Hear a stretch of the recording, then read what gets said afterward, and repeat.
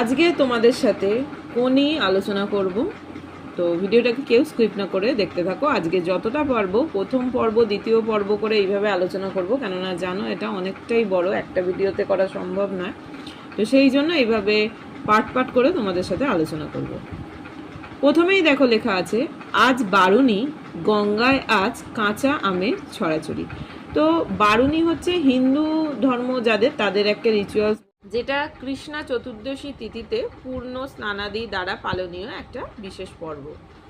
ভক্তরা ওই দিন গঙ্গা দেবীর উদ্দেশ্যে মনস্কামনা পূরণের জন্য কাঁচা ফল প্রদান করে। বিশেষত আমরা এখানে দেখছি যে আম, মানে হিন্দু শাস্ত্র অনুসারে বারুণী যে দিন ভক্তরা প্রচুর পরিমাণে, বিশেষ করে এই যে আম, মানে সদ্য ওঠা দেখবে আম কিন্তু এই গঙ্গা স্নান করে সেখানে আম উদযাপন, আম দেয়া হয়, তো সেটা পুণ্য লাভ করা যায়। তো এরকম এবার এর মধ্যে কারোর কিছু নিয়ম এগুলো আলাদা আলাদা হয়। তো যাই হোক, এখানে যেটা বলা হয়েছে তো সেই বেশিকে দেখো কি লেখা আছে, ঘাটে থই থই ভিড়, বয়স্কদের ভিড়টাই বেশি, সদ্য ওঠা কাঁচা আম মাথার উপর ধরে ডুব দিয়ে উঠেই ফেলে দিচ্ছে, ভেসে যাচ্ছে আম, কেউ বা দূরে ছুঁড়ে ফেলছে।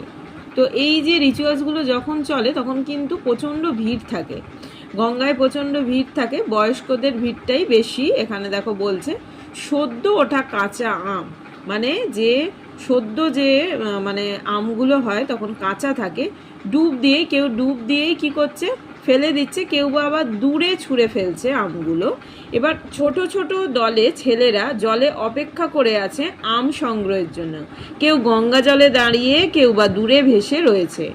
আম দেখলেই হুড়োহুড়ি পড়ে যায়, একসঙ্গে 2-3 জন চিৎকার করতে করতে জল তোলপাড় করে এগিয়ে যায়, যে পায় প্যান্টের পকেটে রেখে দেয়।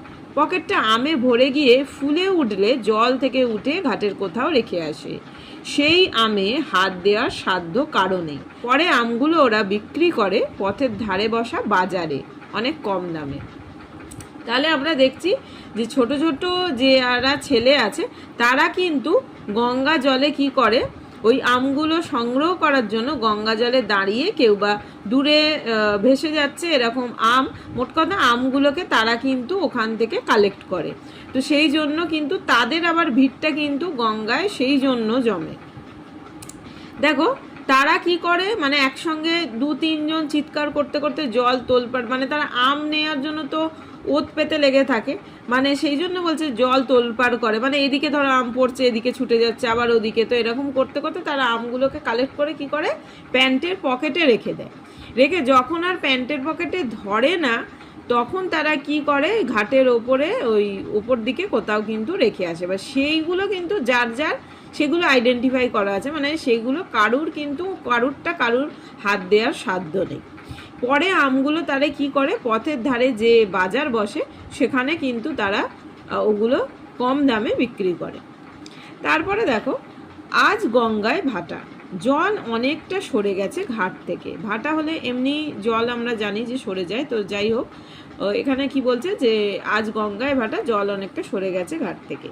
সিঁড়ি এবং তার দুধারে ইট বাঁধানো ঢালু পার শেষ হয়ে কিছুটা পলিমাটি, তারপর জল। স্নান করে কাদা মারিয়ে বিরক্ত মুখে উঠে আসতে হচ্ছে যেহেতু ভাটা। তারপর অনেকে যায় ঘাটের মাথায়, ট্রেন লাইনের দিকে মুখ করে বসা বামুনদের কাছে, যারা পয়সা নিয়ে জামা কাপড় জমা রাখে, গায়ে মাথার সর্ষে বা নারকেল তেল দেয় এবং কপালে চন্দনের ছাপ আঁকে। রাস্তার একধারে বসা ভিখারিদের অনেকে উপেক্ষা করে, কেউ কেউ করে না।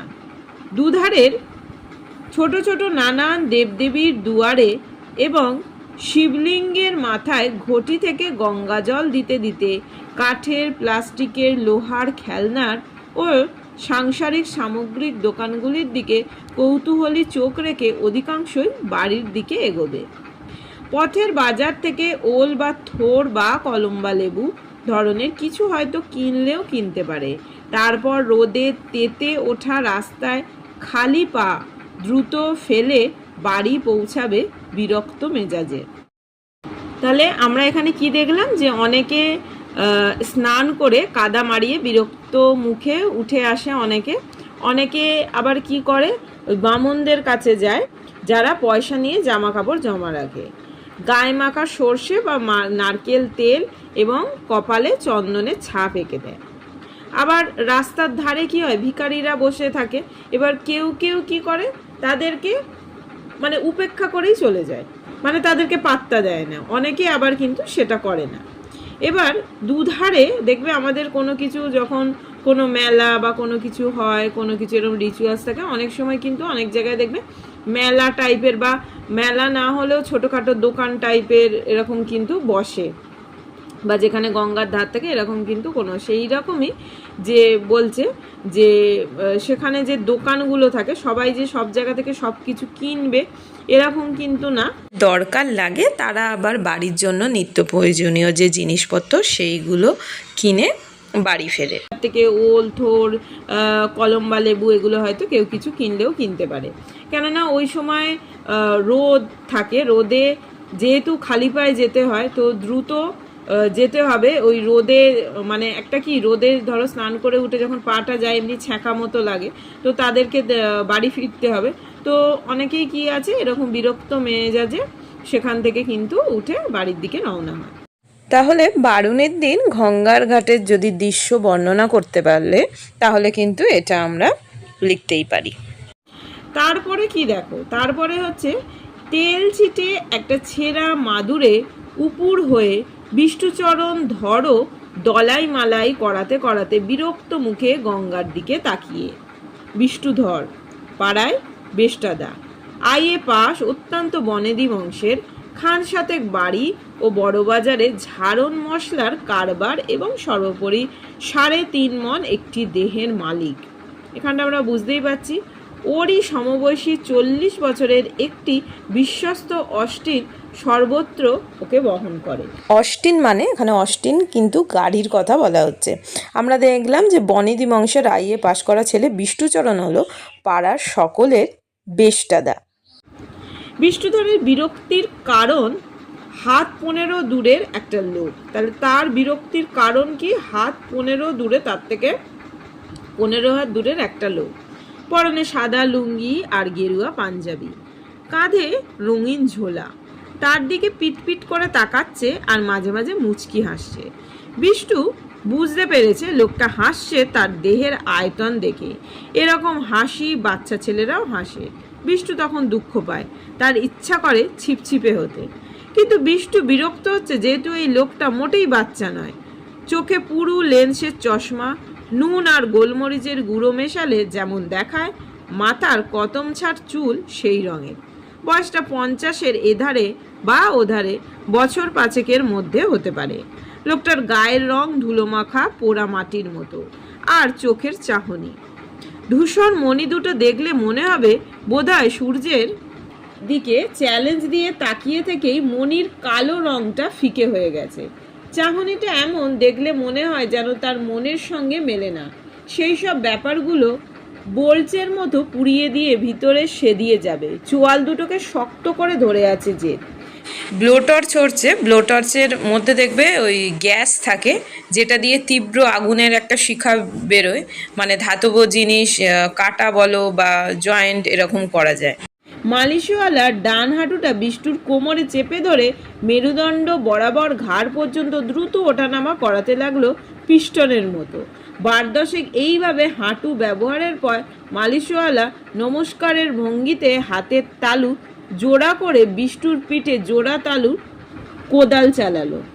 এরপর বিষ্টু চিত হবার চেষ্টা করলো, পারছিল না। মালিশওয়ালা ঠেলে টুলে গড়িয়ে দিতেই সে অভিষ্ট লাভ করলো। আব্রু রক্ষাকারী গামছাটি ঠিকঠাক করে বিষ্টু গম্ভীর স্বরে নির্দেশ দিল, টান পুরো ছাড়।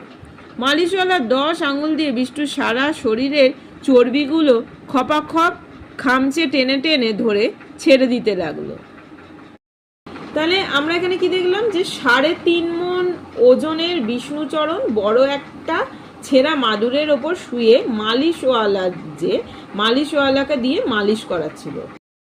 কিন্তু বিষ্ণুধরের বিরক্তির কারণ হয়ে দাঁড়িয়েছে তার থেকে 15 হাত দূরে একটা লোক আমরা দেখেছি, যার পরনে সাদা লুঙ্গি আর গেরুয়া পাঞ্জাবি ছিল আর কাঁধে রঙিন ঝোলা। তো সে তাকে দেখে মানে এই যে বিষ্ণুচরণকে দেখে কিন্তু মুচকি মুচকি হাসছিল। তো সেটাই তার কাছে বিরক্ত লাগছিল যে তিনি তো আর বাচ্চা না, তিনি কেন তাকে দেখে এরকম হাসছে, সেটাই কিন্তু এই বিষ্ণুচরণের কাছে বিরক্তির কারণ হয়ে দাঁড়িয়েছিল। আমরা যত এগোবো আমরা বুঝতে পারবো এটা পড়ে যে কোনি উপন্যাসের ক্ষিতীশ কিন্তু ছিলেন প্রবল ইচ্ছাশক্তি সম্পন্ন এক ব্যতিক্রমী চরিত্রের মানুষ। তো তিনি ছিলেন সাতারন্ত প্রাণ, সেটা আমরা পড়লেই কিন্তু দেখতে পারবো যে তার একটা নিজস্ব জগৎ কিন্তু তিনি তৈরি করেছিলেন। তবলা বাজা। মালিশওয়ালা 10 আঙুল দিয়ে বিষ্টুর গলা থেকে কোমর অবধি ধপাধপ চাটাতে শুরু করলো। চোখ বুজে প্রবল আরামে নিঃশ্বাস ফেলতে গিয়ে তার মনে হলো লোকটা নিশ্চয়ই এখন ফ্যাক ফ্যাক করে হাসছে। বিষ্টু তখন খুবই বিরক্ত বোধ করে বলল, সারেগামা কর। মালিশওয়ালার নির্দেশ পেয়েই আঙুলগুলো দিয়ে হারমোনিয়াম বাজাতে লাগলো বিষ্টুর সর্বাঙ্গে। আঙুলগুলো শরীরে কিলবিল করায় সুরসুরি লাগছিল এবং তারই প্রতিক্রিয়ায় চর্বি থলথল করে কেঁপে উঠতেই বিষ্টু শুনল খুক খুক হাসির শব্দ। চিত হয়ে আকাশের দিকে তাকিয়ে বিষ্টু বলল, এতে হাসির কি আছে? সেকেন্ড 20 পরে বিষ্টু জবাব শুনল, মেসেজ হচ্ছে না সঙ্গীত চর্চা হচ্ছে? যাই হোক না, তাতে আপনার কি? ব্লাড প্রেশারটার মেপেছেন? আপনার দরকার? ব্লাড সুগার পরীক্ষা করিয়েছেন? কোলেস্ট্রল লেভেলটাও দেখেছেন কি? কে মশাই আপনি? গায়ে পড়ে এত কথা বলছেন? চান করতে এসেছেন, করে চলে যান। তা যাচ্ছি, তবে আপনার হাতটা বোধহয় আর বেশি দিন এই গন্ধমাদন টানতে পারবেন। গন্ধমাদন পর্বত বলতে এটা তোমার ওই পর্বতের কথা বলা হচ্ছে। দেখবেন রামায়ণ মহাভারতে এর উল্লেখ কিন্তু আমরা পাই। কি বললেন? বিষ্ণুধর উঠে বসার জন্য প্রথমে কাত হয়ে কনুইয়ে ভর দিয়ে মাথাটি তুলল, তারপর 2 হাতে মেঝেয় চাপ দিয়ে উঠে বসলো। লোকটি কাচুমাচু হয়ে বলল, অবশ্য হাতি কিংবা হিপোর কখনো কারোনারি অ্যাটাক হয়েছে বলে শুনিনি, সুতরাং আমি হয়তো ভুলও বলতে পারি। বিষ্ণুধর রাগে কথা বলতে পারছে না, শুধু চোখ দিয়ে কামান দাগতে লাগলো। লোকটি পাঞ্জাবি খুলল, লুঙ্গি খুলল, ভিতরে হাফ প্যান্ট। অবশেষে বিষ্ণুধর কোনো ক্রমে বলল, আপনাকে যে কি বলবো ভেবে পাচ্ছি না। আমার বউ ঠিক এই একই কথাই বলে, আপনি একটা নুইসেন্স। আপনার ক্লাবের অনেকে তাই বলে। আপনার মতো লোককে চাককে লাল করা উচিত। লোকটি আবার ছেলে মানুষের মতো পিটপিট করে তাকালো। আচ্ছা, আমি যদি আপনার মাথায় চাটি মারি, আপনি দৌড়ে আমায় ধরতে পারবেন? কথাগুলো বলেই লোকটি এক জায়গায় দাঁড়িয়েই ছোটার ভঙ্গিতে জগিং শুরু করলো। অনেকে তাকালো, অনেকে ভাবলো পাগল। বিষ্টু হতভম্ব হয়ে লোকটির জগ করা দেখতে লাগলো। চাটি মারার ভঙ্গিতে হাতটা তুলে লোকটি হঠাৎ বিষ্টুর দিকে ছুটে এলো। বিষ্টু ডুব দেওয়ার মতো মাথাটা নিচু করলো। লোকটি হাত তুলে রেখেই পাশ দিয়ে বেরিয়ে গেল। তাহলে আমরা বুঝতে পারছি যে বিষ্ণুচরণ কিন্তু ক্ষিতীশের ওপর যথেষ্টই রেগে গিয়েছিলেন, কিন্তু তিনি কিছু বলতে পারছেন না। তিনি যখন ছোটার ভঙ্গিতে জগিং করতে শুরু করেছিলেন তখন কিন্তু অনেকেই তাকে দেখছিলেন, তাকাচ্ছিলেন, ভাবছে কেন এরকম করছে, সে কি পাগল নাকি কেন এরকম করছে। পারবেন ধরতে যদি চাটিয়ে যাই? আমার কিন্তু আপনার থেকে অনেক বয়স। জব করতে করতে লোকটি আবার এগিয়ে আসে। বিষ্টু ধরবুনো মোষের মতো তেড়ে ফুড়ে উঠে দাঁড়ালো। তাইতে লোকটি দাঁড়িয়ে পড়ল। তারপর নাচের ভঙ্গিতে শরীরটাকে পেন্ডুলামের মতো ডাইনে এবং বায়েমে দুলিয়ে তিরিং তিরিং লাফালাফি শুরু করলো। বিষ্টু থাবার মতো 2টো হাত তুলে অপেক্ষা করছে। দৃশ্যটা অনেককে আকৃষ্ট করলো। আমি রোজ এক্সারসাইজ করি, আইসোমেট্রিক, ক্যালিস্থেনিক, বারবেল, বুঝলেন, রোজ করি। দারুণ খিদে পায়। আপনার পায়? বিষ্ণুধর কথা না বলে শুধু ঘোর ধরনের একটা শব্দ করল। খিদের মুখে যা পাই তাই অমৃতের মতো লাগে। এই সুখ আপনার আছে? উত্তরের অপেক্ষা না করেই লোকটি জগ করতে করতে সিঁড়ি দিয়ে নেমে শেষ ধাপ পর্যন্ত গিয়ে আবার উঠে এলো। 3 বার এইভাবে ওঠানামা করে বিষ্ণুধরের 5 গজ তফাতে দাঁড়িয়ে হাঁপাতে লাগলো। হাত দুটো নামিয়ে বিষ্টু তখন খানিকটা দিশেহারার মতোই লোকটির কাণ্ড দেখছিল। ওর চোখে এখন রাগের বদলে কৌতূহল। ওর চোখে বলতে এখানে কিন্তু বিষ্টুর চোখের কথা বলা হয়েছে। মনে মনে সে ছিপছিপে শরীরটার সঙ্গে নিজের স্থূলত্ব বদলাবদলি করতে শুরু করে দিয়েছে। মানে সে ভাবছে, কেননা সে কিন্তু চাইতো যে যাতে সে ছিপছিপে হয়, কিন্তু কিছু করার ছিল না। খাওয়ায় আমার লোভ নেই, ডায়েটিং করি। ভারিক্কি চালে বিষ্ণুধর ঘোষণা করলো এবং গলার স্বরে বোঝা গেল এর জন্য সে গর্বিত। লোকটি 2 পা এগিয়ে এসে বলল, কীরকম ডায়েটিং? আগে রোজ 8 কিলো ক্ষীর খেতুম, এখন 300 গ্রাম খাই। জলখাবারে 20টা লুচি খেতুম, এখন 15টা।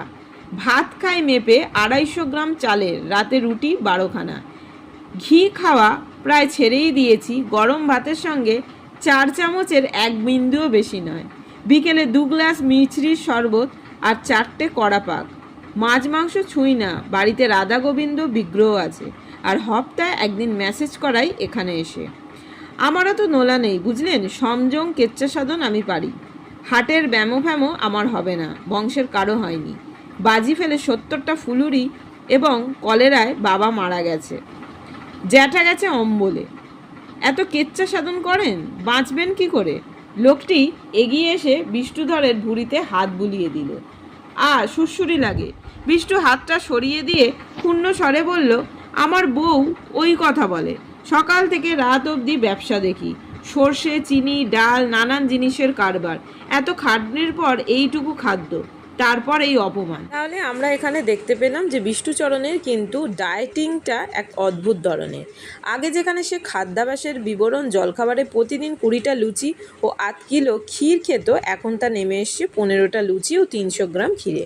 দুপুরে 250 গ্রাম চালের ভাতের সঙ্গে 4 চামচ ঘি, বিকেলে 2 গ্লাস মিছরির শরবতের সঙ্গে কড়া পাকের সন্দেশ 4টে। রাতে খাবার বলতে মাত্র 12টা রুটি, মাছ মাংস অবশ্য খান না। কে করলো? লোকটি আবার হাত বাড়াতেই বিষ্ণু 1 পা পিছিয়ে বলল, না, সুরসুরি লাগে। কে অপমান করলো? কেন, আপনি হাতি হিপো বললেন না? জলহস্তির ইংরেজি হিপো, তা কি আমি জানি না? আমি কি অশিক্ষিত? না না, আমি আপনাকে অশিক্ষিত তো বলিনি।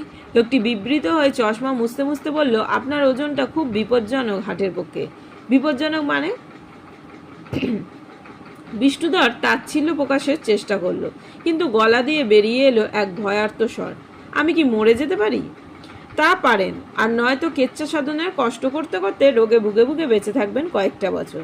বলে লোকই 2 হাত তুলে সামনে ঝুঁকে পিঠটা ধনুকের মতো বেঁকালো, হাতের আঙুল পায়ে ছুঁয়ে আবার সিধে হলো।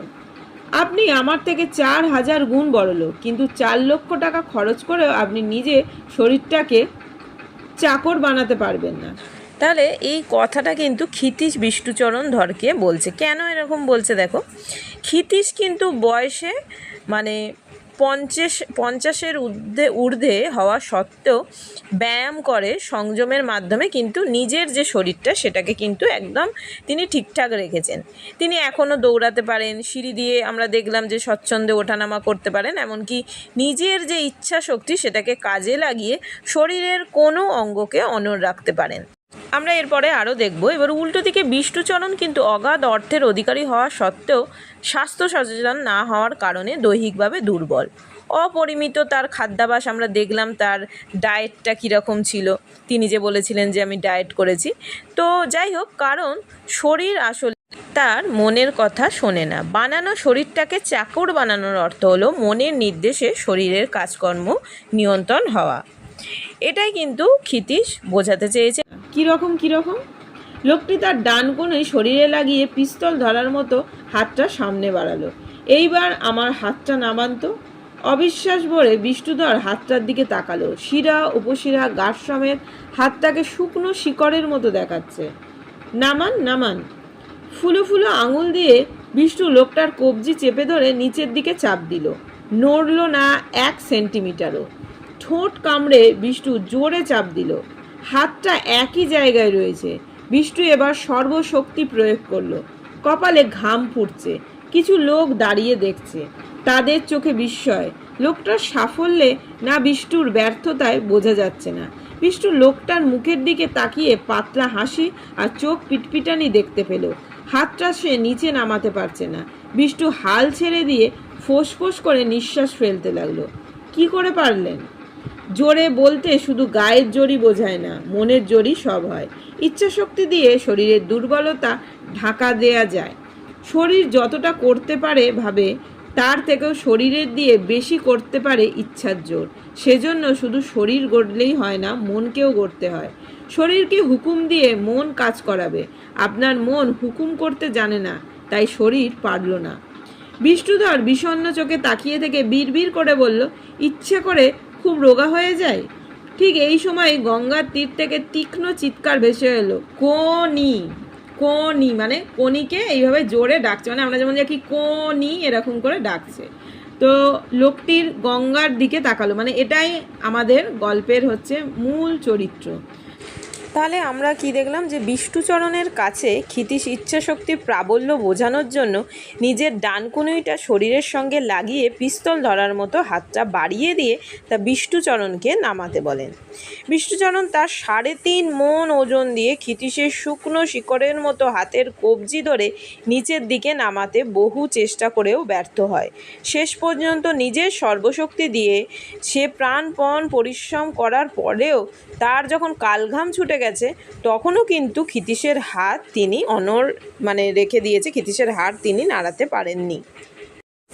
এর ফলে ক্ষিতীশের যে ইচ্ছাশক্তি যে প্রবল ছিল সেইটা কিন্তু আমরা এখানে প্রমাণ পাই। তো প্রথম পর্বটা এত অবধি ছিল। নেক্সট আমি দ্বিতীয় পর্ব নেক্সট দিন তোমাদের সাথে আলোচনা করব।